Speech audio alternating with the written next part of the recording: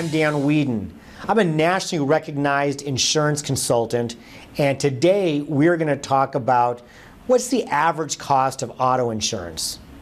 You know, that's a really tricky question because it could be all over the board, and it's most affected by a few factors. Factor number one, where do you live? If you live in the city versus if you live in a rural part of the state or of the country, that's going to make a big difference because obviously if you're in the city, you have more cars around you, the chances of becoming involved in an accident are greater.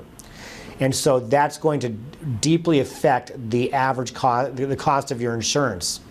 In addition, how far you drive to work.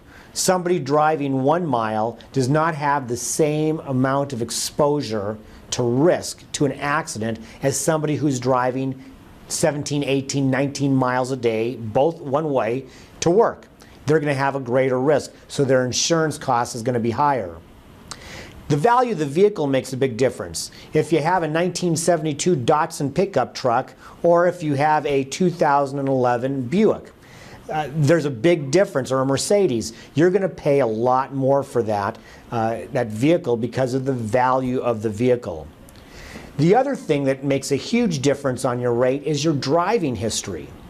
If you have no accidents, no tickets, squeaky clean for 3 years, you're going to be paying way less auto insurance than somebody who has maybe picked up 2 or 3 tickets, because the statistics show those actuaries, the ones with the green visors, they tell us if you pick up a couple speeding tickets, you're 65% more likely to be involved in an accident. So that has a huge part, that plays a huge part in your auto insurance.